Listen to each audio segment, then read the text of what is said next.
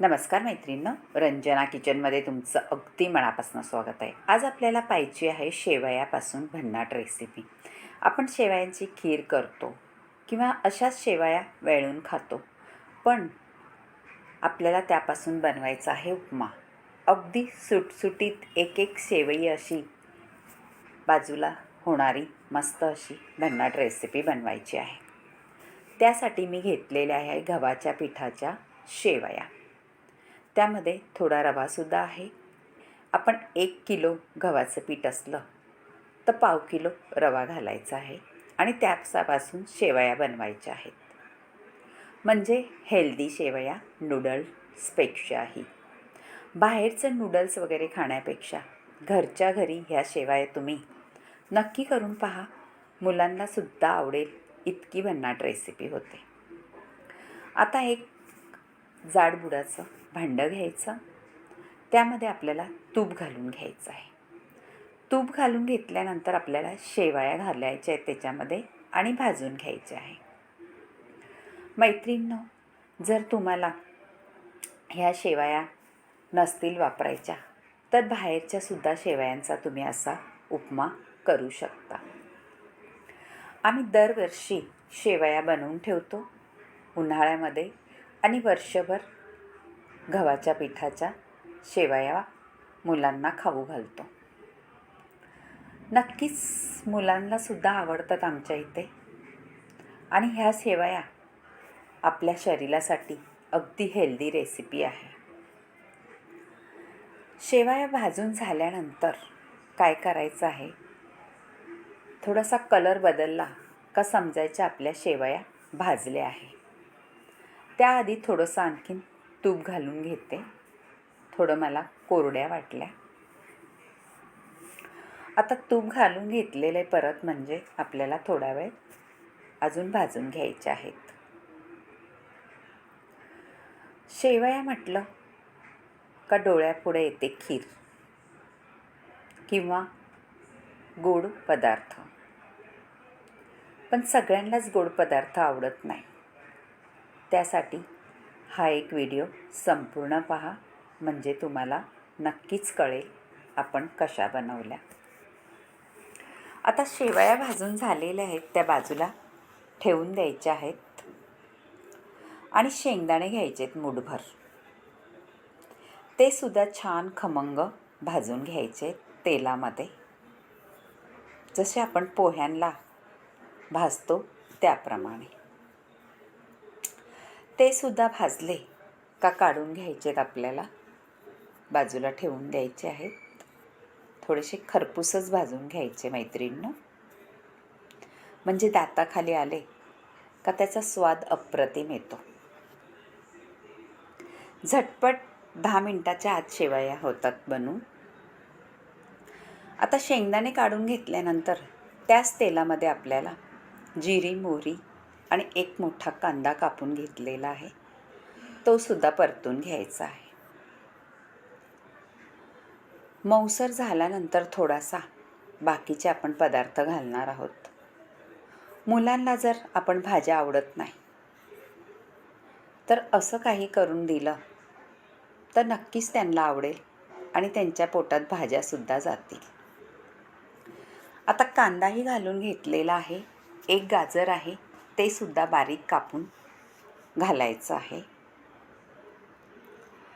त्यालासुद्धा परतून घ्यायचं आहे. आणि नंतर आपल्याला बाकीची सामग्री घालायची आहे. थोडासा मऊ झाला का आपण बाकीच्या वस्तू घालू. मैत्रिणींनो, आता आपल्याला घालायची आहे शिमला मिरची आणि टमॅटो.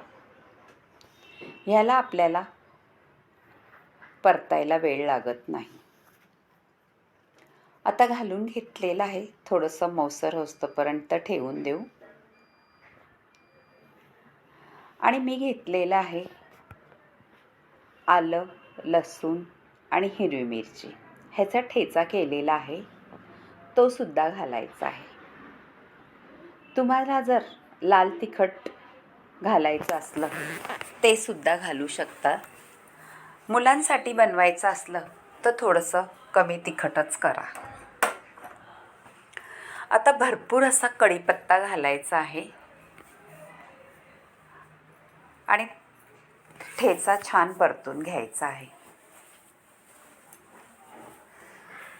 आता थोडंसं आपण झाकण ठेवून देऊ, म्हणजे आपल्या भाज्यांमध्ये मऊसरपणा येईल आणि छान शिजल्या जातील. झालेलं आहे. त्यावरती आपल्याला चवीनुसार मीठही घालून घ्यायचं आहे. आता मीठ घालून घेतल्यानंतर आपण आता शेवया जे भाजून ठेवलेले आहे, पहा शेवयांचा कलरसुद्धा बदललेला आहे भाजल्यामुळे, त्या घालून घ्यायच्या. सगळं मिक्स करायचे आहे त्याच्यामध्ये आपण जे फोडणीला घातलेल्या भाज्या व्यवस्थित. मैत्रिणींनो, आपल्याला आधी शेवया उकळून घ्यायच्या नाही. डायरेक्ट तुम्ही ह्या भांड्यात फोडणीच्या घालू शकता आणि वरून गल्लासभर पाणी शिंपडायचं आहे. आता पाणी शिंपडल्यानंतर मिक्स करून घ्यायचं आहे. आणि ह्या रेसिपीला तुम्ही जे बुडाला थोडंसं जाड भांडं असेल तेच वापरा. झाकण ठेवून घ्यायचे आहे आणि वाफेवरती छान मोकळ्या सटसटीत आपल्याला शेवया करून घ्यायच्या आहेत. आपण गल्लासभर पाणी घातलेलं आहे शिंपडून आणि झाकण यासाठी ठेवायचं आहे. वाफेवर पटकनी शिजल्या जातात शेवया. आता मध्ये मध्ये हलवून घ्यायचं आहे, म्हणजे खाली लागलं जाणार नाही. या स्टेजला आपल्याला मॅगी मसाला घालायचा आहे. जर तुमच्याकडे मॅगी मसाला नसला तर थोडासा आपला चाट मसालासुद्धा घालू शकता किंवा काळं मीठसुद्धा घालू शकता. तरीसुद्धा चवीत काही फरक पडणार नाही, अप्रतिमच लागेल. पहा मैत्रिणी, तुम्हाला असा जर शेवयांचा उपमा आवडला असेल नक्की करून पहा. परत एकदा झाकण ठेवलेलं आहे वाफेसाठी आणि हलवून घ्यायचं आहे. आपल्याला मध्ये मध्ये का हलवायचं आहे, कारण आपण शेवया पाण्यात उकळून घेतलेल्या नाही आहेत.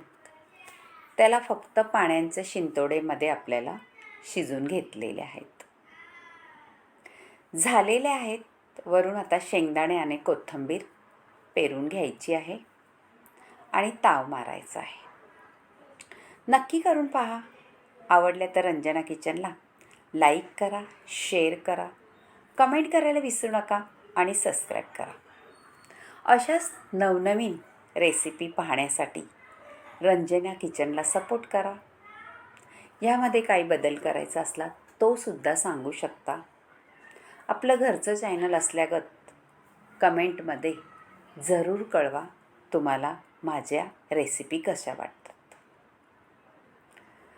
आणि करता का तुम्ही माझे व्हिडिओ कुठून पाहता? शेवया तर आपल्या सुटसुटीत झालेल्याच आहेत.